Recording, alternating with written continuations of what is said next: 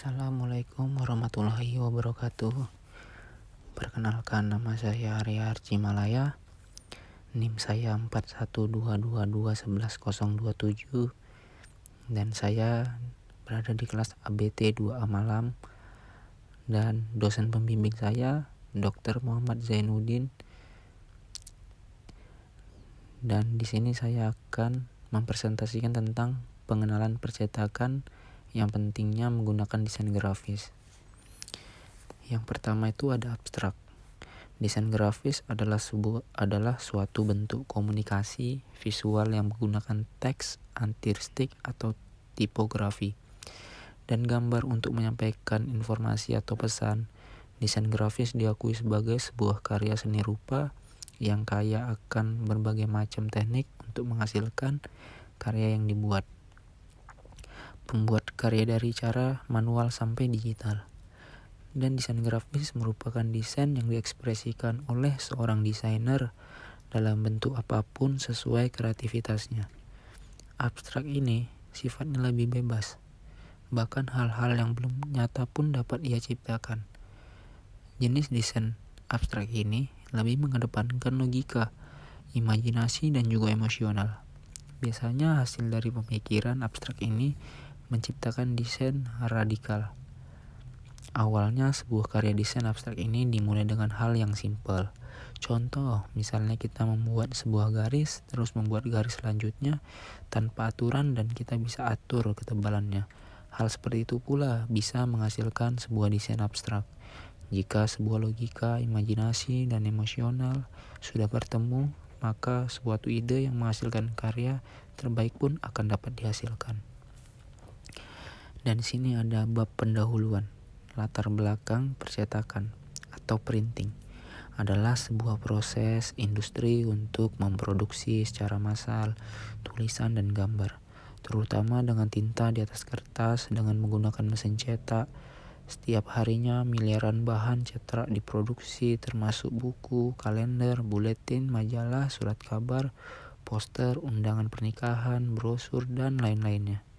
Ini karena hasil percetakan dapat dengan cepat mengkomunikasikan pemikirannya dan informasi ke jutaan orang.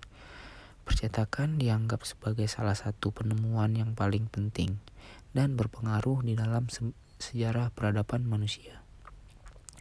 Di era perkembangan teknologi informasi yang semakin canggih, saat ini masih ada perusahaan jasa percetakan yang tidak memiliki desain ahli, dan terkadang ada juga percetakan yang hanya mencetak, tidak menyediakan jasa desain. Sedangkan konsumen terkadang tidak pandai memiliki ide agar desainnya menarik untuk dilihat. Seiring berjalannya waktu, sebuah percetakan diwajibkan memiliki jasa desain yang ahli, karena desain yang ahli biasanya memiliki ide yang menarik untuk dilihat. Jadi, konsumen hanya perlu memberikan gambaran sedikit, dan sisanya tukang desain yang mengatur bagaimana yang harus dibuat dengan menarik. Tersukses Meta Printing merupakan sebuah usaha perseorangan yang bergerak di bidang jasa percetakan yang berlokasi di kota Batam. Produk yang dihasilkan dari Tersukses Meta Printing adalah spanduk, pin, X-banner, poster, dan sebagainya. Tersukses Meta Printing yang terletak di Kecamatan Batam Kota ini pun telah memiliki beberapa klien tetap yang memakai jasanya, seperti beberapa instansi pemerintahan dan juga beberapa kalangan masyarakat. Dengan semakin banyak produk yang dihasilkan dan meningkat jumlah permintaan konsumen terhadap pemesanan, pihak percetakan merasa harus memberlakukan sistem pemesanan tertentu guna mencapai efektivitas maupun efisiensi percetakan. Adapun kendala yang dihadapi Tersukses Meta Printing adalah proses pemesanan cetak masih manual, sehingga pelanggan masih harus bertemu secara langsung dengan pihak percetakan untuk melakukan pemesanan cetak. Belum terdapat sistem pemesanan secara online yang tentunya dapat mempercepat proses transaksi antara pelanggan dan pihak percetakan, yang tentunya dapat mempercepat proses transaksi antara lain pelanggan dan pihak percetakan, yang tentunya dapat meningkatkan kinerja percetakan agar lebih efektif dan efisien. CorelDRAW merupakan sebuah aplikasi untuk mendesain sebuah gambar yang diproduksi sesuai kemauan konsumen. Hampir rata-rata percetakan menggunakan aplikasi CorelDRAW agar memudahkan pekerjaan. Berdasarkan latar belakang inilah diperlukan suatu sistem aplikasi mendesain jasa percetakan di tim sukses Meta Printing.